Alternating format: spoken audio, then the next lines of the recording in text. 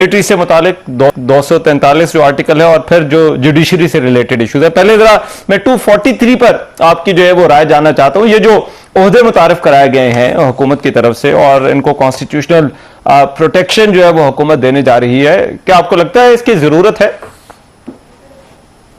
देखिए, जरूरत के हवाले से ये फरमाया जा रहा है कि अगर कोई खुदा न खास्ता किसी मुल्क के साथ कोई लड़ाई झगड़ा हो जाए तो उसके नतीजे में जो है ना वो एक कमांड की जरूरत होती है। आप रिसेंट पास में चले जाइए, पाक फौज ने बड़ा खूबसूरती के साथ जो कमांड मौजूद है उसमें दुश्मन के चक्के छुड़वा दिए। तो जो तजर्बा जो कामयाब हुआ आपको उस पर चलना चाहिए, या जो तजर्बा कामयाब हो सकता है या नहीं हो सकता उस पर चलना चाहिए। ये जो है सवाल है जिसके ऊपर गौर करने की जरूरत है।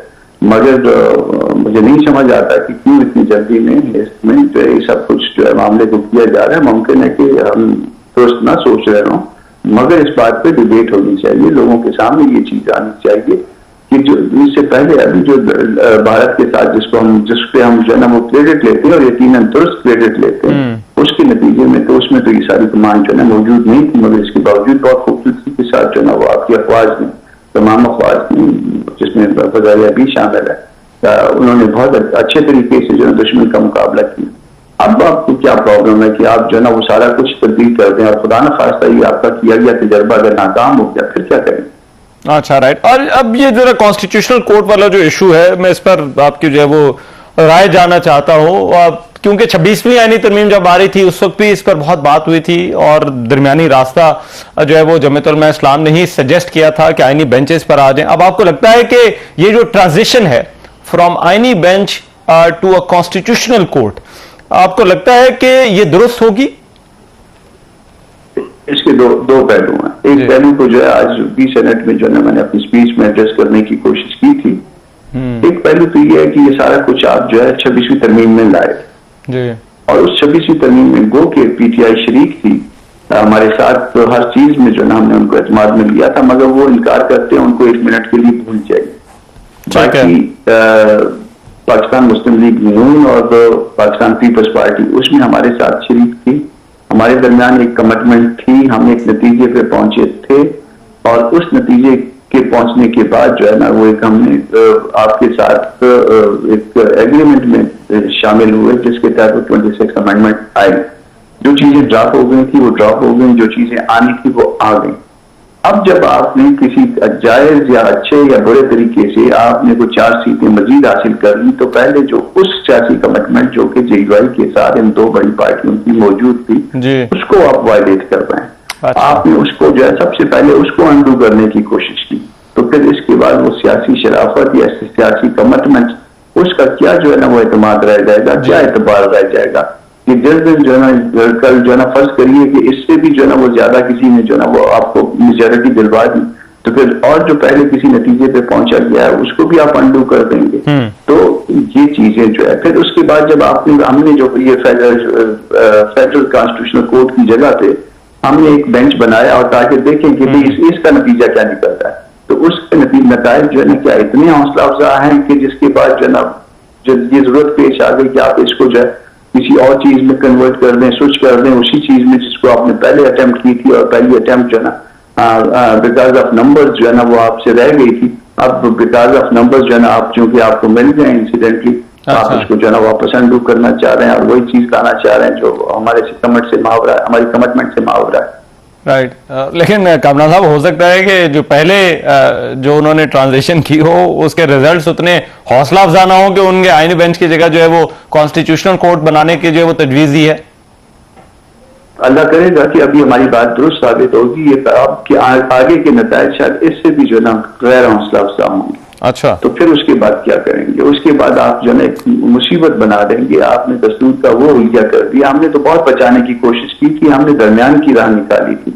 हम उस शिद्दत पसंदी में नहीं गए थे 26 अमेंडमेंट के वक्त, और हमने जो है ना वो इस तरह से उसका रास्ता बनाया था कि कोई चीज जो है ना वो आगे जाके दुरुस्त अंदाज में चलाई जा सके या किसी वक्त भी उसको बेहतर मजीद बनाया जा सके। ठीक, आप उसको वापस उसी स्टेज पे ले जाना चाह रहे हैं जो आपकी पिछले साल अगस्त से पहले की पोजीशन। अच्छा, तो कर लीजिए, आप जोरावर हैं, आपके पास इस वक्त नंबर राइट। लेकिन सर क्योंकि आप खुद लॉयर हैं तो इस पर जरा बात कर सकते हैं कि आर्गुमेंट ये है कि सिविल और क्रिमिनल केसेस का बोझ इतना ज्यादा है सुप्रीम कोर्ट पर, और सुप्रीम कोर्ट जो है वो उलझी रहती है, कॉन्स्टिट्यूशनल केसेस को जो है वो जजेस देखते रहते हैं, तो इन दोनों को जो है वो अलग अलग होना चाहिए। यही 26वीं आईनी तरमीम में भी बात हुई थी, और यही आइडिया जो है वो इस तरमीम में भी उसको प्रपोज किया गया है।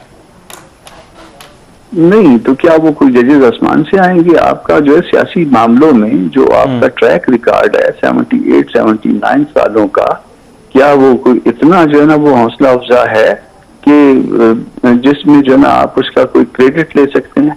आप पहले भी जिस नंबर पे पता नहीं 140 नंबर पे खड़े थे, तो आज भी उसी 140 में खड़े हैं। इमरान खान साहब के दौर में भी ये 140 नंबर वहां था, 40वां नंबर था। आज भी जो है पीडीएम के दौर में भी यही नंबर रहा, आज भी यही नंबर रहा। तो किस दिन आप जो है इससे इंप्रूव करेंगे? मेरी इसमें जो है ना वो अर्ज ये है कि मैन बिहाइंड द गन होता है। अच्छा, आप जब मैन बिहाइंड द गन जो है ना वो अगर जोरावर हो तो मामला जो है ना वो ठीक चलते हैं। अच्छा। और अगर उस शख्स का जो है ना जिसके हाथ में गन है उसका हाथ जो है ना वो कांपने लग जाए गन को हाथ लेते हुए, तो फिर जो है ना उस गन की भी अल्लाह खैर करे और उस बंदे की भी जिसके हाथ में वो गन आए। अच्छा, और ये जो ट्रांसफर ऑफ जजेस वाला मामला है, इसमें अब फोरम जो होगा वो सुप्रीम जुडिशल काउंसिल होगा, पीपल्स पार्टी की उसमें जो है वो तजवीज थी। आपको लगता है इससे कोई सिस्टम बेहतर होगा या इससे मजीद कोई खराबी होगी?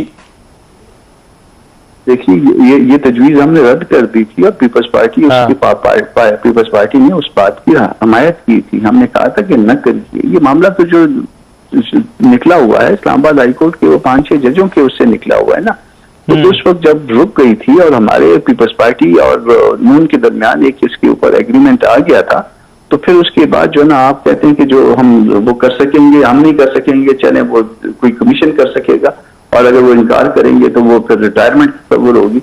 तो बात तो फिर आप उधर ही ले आए, घुमा कर आके कान को आप सीधे हाथ से नहीं पकड़ रहे हैं, घुमा के पकड़ रहे हैं। तो ये वही बात है जो इस बात के ऊपर हम 26वीं तरमीम में नतीजे पे पहुंच चुके हैं, और उस नतीजे को आपने फिर अनडू कर रहे हैं। ठीक है। और लास्टली कामरान मुर्तजा साहब, ये जो ड्राफ्ट है प्रपोज हुआ है, पिछली दफा भी जमीयत उलमा इस्लाम की बात हुई, कुछ बातें आपकी मानी गई, कुछ उनकी मान ली गई। इस मौजूदा ड्राफ्ट में आप कितनी गुंजाइश देख रहे हैं हुकूमत के साथ जो है वो बातचीत की? सर ऐसा है कि मैं उस रवैये में गुंजाइश नहीं देखता हूँ जिस रवैये के जो है ना ये दोस्त हामिल हैं।